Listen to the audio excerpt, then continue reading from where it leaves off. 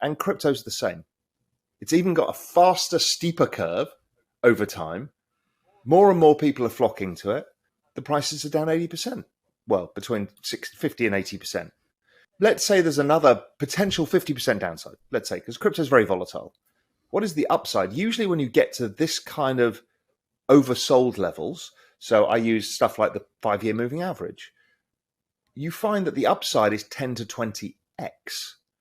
So you've got a 0.5 downside, 10x upside, right? I would steer them to the two things that have been discounted the most, that have the higher potential upside. It depends what their their objective are, but let's assume they're relatively young and want to make capital gains. If they're relatively young, want to make capital gains, then the two areas that have been massively discounted are both crypto and the kind of very growth end of technology. And why those areas are, they're both in secular uptrends, right? Technology is not going away. The EV revolution is not going away. The autonomous driving is not going away. Space exploration is not going away. AI is not going away. They're accelerating, right? So if you've got this trend of adoption and rising prices over time in the share prices, and you're right at the bottom of that trend, you kind of know that this adoption is going to continue. There's no way that technology doesn't continue. So therefore, it gets incredibly cheap every day. It doesn't go up over time. And a lot of this stuff is down 80%. Things like Shopify or whatever it may be. So that gets really interesting. And crypto's the same. You find that the upside is 10 to 20x. So you've got a 0.5 downside, 10x upside, right? These kind of things don't happen many times in your life. So if you do have a bit of cash, buy what everybody's sold, not what everybody's buying now. And everybody's buying now. If we're talking about Dubai, people are buying property.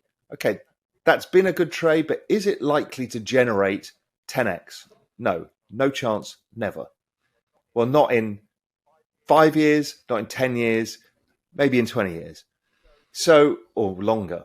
So those are the opportunities I'm really looking at. Now, if you're risk adverse, but you still want to make some money out of this, then bonds, which is, everyone's going to go, what? But inflation means that bond prices go down. The point being is we've hit peak inflation. Now, whether the inflation rate headline rate stays sticky for a while longer, most commodities are down 30 to 50% already. We've seen massive inventory builds. So across all of the Western world, we've seen supermarkets with too much goods they ordered. Amazon with too much goods. They're getting rid of workers and they're going to have to start discounting prices. The oil price is now starting to fall. It's just broken $90 as we're speaking. And, I think it comes down to 60. So that will be a 50% fall in the price of oil. So inflation comes down significantly and bonds tend to do well. So they're not very volatile. So you're not going to lose a lot of money. But the chances are, you can make a decent return, not from the yield, but just from the price appreciation. And there's things like TLT, which is an equity ETF that mirrors 20-year bonds in the US. Very simple place to invest, very easy way to do it. So that's the other thing I would think of now as an opportunity, depending where you are in your risk. So if you remember, we've just talked about risk, where the low end of the risk was owning bonds, and the high end was buying crypto and technology stocks. The same applies in all assets and all asset classes. So taking crypto as an asset class, so the least risky, the least volatile, the safest is Bitcoin. Still goes up and down 60 or 70, 75%, I think, peak to trough.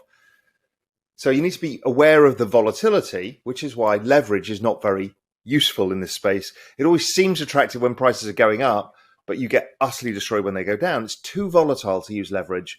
And I always say you don't need it. If we're talking about 10x, 20x returns out of Bitcoin itself or Ethereum or some of these big ones, why do you need leverage? Really? You're trying to make 100x on your life savings? Are you mad? I mean, you don't need to do that. These are big opportunities. So then when you're looking at the risk, what happens is people they suffer two things. One is the illusion that, Ethereum's at $2,000, whatever the number is, or Bitcoin's at 20,000, 30,000. I can't afford one, right? Which is a complete misunderstanding. They all fractionalize down to like 8 decimal places. What that means is you, me, the 23-year-old who's got, $50 a month to put in the crypto market can all put the same percentage of our disposable income in and all benefit to the same percentage, which you can't do in other things, right? There's a lot of things in most financial markets that you don't have that equal playing field. So everybody can participate. So that's great. But everybody has this illusion about price. It's like, well, I can't afford a Bitcoin. You don't need a Bitcoin. You just buy whatever you want to do. Secondly, there is this illusion that everybody else is making money in these small tokens, and you see it and it seems fun and exciting and gambling, and you kind of want to do it, and it gets your blood. Oh, I need to do this. I need to do this. Everyone's making money in the metaverse and I'm not. They're making money in this NFT and I'm not. And it's FOMO. It's actually fun in the space, the FOMO and the ridiculousness. And people joke, laugh with each other. I mean, we've got here at Real Vision, one of our Slack channels internally is like filthy degens because people are degenerative and they kind of embrace it. How I would approach this is understand that all of that degen trading of the NFTs, because in NFTs, it's harder to own the really kind of the real valuable assets. So you're involved messing around with a bunch of communities in pump and dumps and all of this. These small tokens, knock your socks off, but do it with 10 or 20% of your savings, of your capital. The rest you allocate into the safer assets, whether it's Bitcoin, Ethereum, Solana, Avalanche, some of those big layer ones where you've got a higher probability of success. And again, the risk curve is Bitcoin is the least risky, Ethereum the next, then there's a whole bunch after that, the kind of Polkadot, Solanas, AVAX. And it doesn't mean they don't come without risk.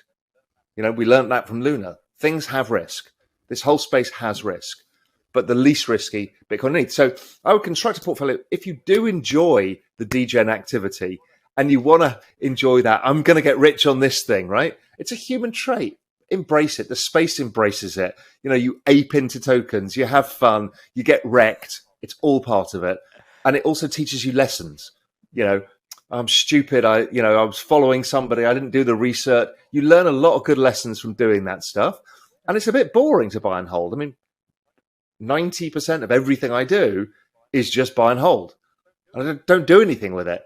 And it's you kind of always get a bit of FOMO. So I always have a bit of money for FOMO so I can just mess around and get involved in the community and the fun of it and the movement of it, because that's fun too. So that's how I'd approach it.